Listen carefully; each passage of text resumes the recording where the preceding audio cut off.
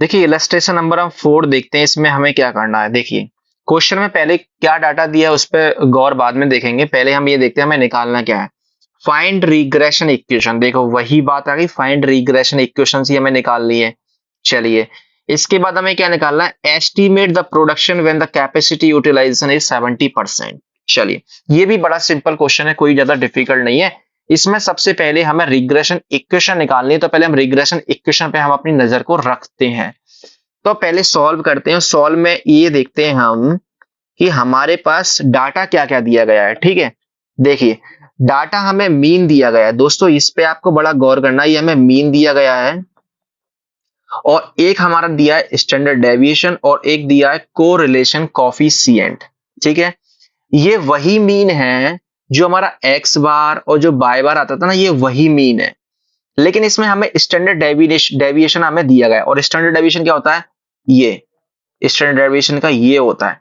तो इसके लिए दोस्तों हमें क्या करना है, हमें रिग्रेशन इक्वेशन बनाने के लिए हमें फॉर्मूला लगाना है। और फॉर्मूला कौन सा लगाएंगे वो मैं आपको यहां पर दिखा देता हूं।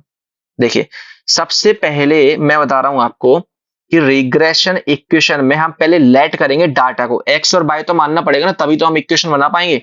तो पहले हम लेट कर लेते हैं। और लेट क्या करेंगे हम, देखिए एक तरफ हमारे पास प्रोडक्शन है, एक तरफ हमारे पास प्रोडक्शन है और एक तरफ हमारे पास कैपेसिटी है। तो हम यहां पर क्या कर लेते हैं, हम प्रोडक्शन को प्रोडक्शन बी वेरिएबल, हम प्रोडक्शन को एक्स वेरिएबल मान लेते हैं और जो capacity utilization and capacity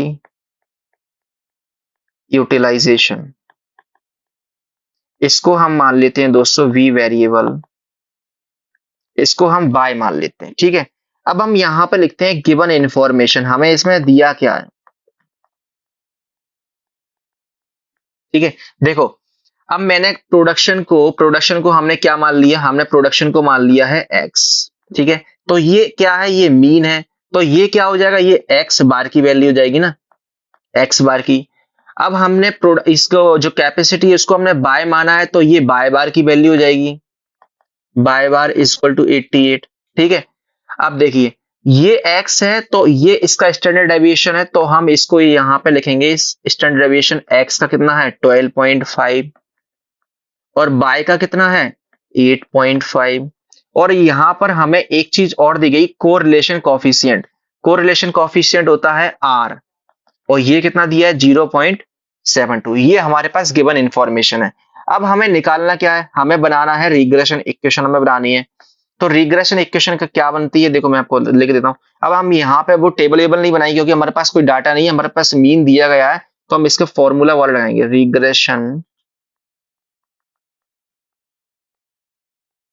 regression equation of x on y x minus x bar b x y minus bye bar, हम ये वाला फॉर्मूला है। अब हमें यहाँ पे बी एक्स वाई निकालना है, तो बी एक्स वाई के लिए क्या होगा, देखो regression coefficient of x on Y B X Y. अब देखिए यहां पर हम वो फॉर्मूला नहीं लगाएंगे जो हम अभी तक उसमें लगा रहे थे कि एन समेशन एक्स स्क्वायर, क्योंकि वो हमारे पास डाटा ही नहीं है ना इतना सारा। तो हमारे लिए जब हमारे पास कोरिलेशन होता है, जी हमारे पास जब कोरिलेशन कॉफिशिएंट जब होता है, तो उसके लिए कोरिलेशन कॉफिशिएंट, देखिए अगर हमारे पास दो चीजें हैं, एक तो कोरिलेशन कॉफिशिएंट और एक स्टैंडर्ड डेविएशन, तो हमारा बी एक्स वाई की वैल्यू किस फॉर्मूले से निकलेगी वो मैं यहाँ पे लिख देता हूँ, आर मल्टीप्लाई डेविएशन एक्स और डेविएशन बाय, इससे हमारी निकलेगी। अब देखो आर की वैल्यू कितनी है, आर की वैल्यू है 0.72, डेविएशन एक्स कितना है 12.5 और डेविएशन बाय कितना है 8.5। जब आप इसको सॉल्व करोगे तो आंसर आएगा 1.0588। ठीक है, अब देखिए हमारे पास बी एक्स वाई आ गया है, मीन हमारे पास है, तो हमारी इक्वेशन बन जाएगी। कैसे बनेगी, फॉर्मूला में एक बार और लिखता हूं, x minus x bar b x y minus bye bar. देखो एक्स का एक्स लिखेंगे, एक्स बार हमारा कितना है 42 और ये हमारा आ गया 1.0588, बाय माइनस बाय बार कितना है हमारा 88, इसको हम जब सॉल्व करेंगे तो हमारी इक्वेशन बनेगी -51.1744 प्लस 1.0588 बाय, ये हमारी हो गई एक इक्वेशन। दूसरी हमें बनानी है रिग्रेशन, एक मिनट, रिग्रेशन लाइन या इक्वेशन कह दीजिए, equation of y on x. तो कैसे निकलेंगे हम, y minus bye bar, b bye x, x minus x bar. देखिए बाय बार और एक्स बार हमारे पास है, हमें निकालना है बी बाय एक्स। तो बी बाय एक्स कैसे निकलेगा, आर मल्टीप्लाई, देखिए यहां पर हम ऊपर लिखेंगे डेविएशन बाय और डेविएशन एक्स। यहां पर हमने क्या लिखा था, डेविएशन, क्योंकि हम एक्स पे निकाल रहे थे। पुट कर देंगे value 0.72 multiply 3.5 divided by 12.5 is equal to 0.4896, ये हमारा आ गया।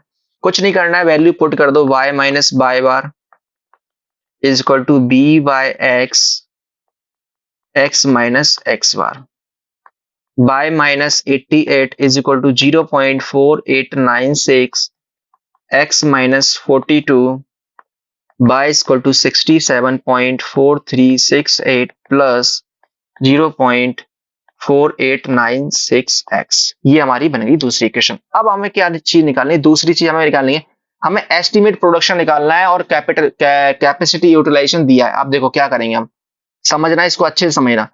देखो हमें यहां पर एस्टिमेशन निकालना है, estimation of the production when the capacity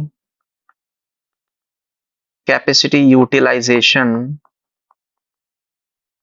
is 70%। अब देखो कैपेसिटी यूटिलाइजेशन को हमने क्या माना है, देखो कैपेसिटी यूटिलाइजेशन हमने बाय माना है ना, तो ये देखो ये 70% भी क्या होगी, हमारी बाय की वैल्यू होगी। अब हमारे पास बाय की वैल्यू है तो हमें एक्स वाली इक्वेशन बनाना पड़ेगी, regression equation of x on Y. देखिए ऐसा क्यों है, देखो हमें बाय की वैल्यू पुट करनी है ना, तो हम एक्स वाली इक्वेशन ही तो बनाएंगे, हम ये वाली इक्वेशन ही तो बनाएंगे, क्योंकि हमारे पास बाय है तो तभी तो एक्स निकल पाएगा। तो हम यहाँ पे फॉर्मूले, इसी वाले फॉर्मूले में एक्स, ये जो इक्वेशन है ना एक्स वाली, इसी वाले को फॉर्मूले को हम उठा लेते हैं, x is equal to -51.744 plus 1.0588 by. अब आपको क्या करना है, यहां पर 70% पुट कर देना है, -51.744 प्लस 1.0588 ब्रैकेट में 70।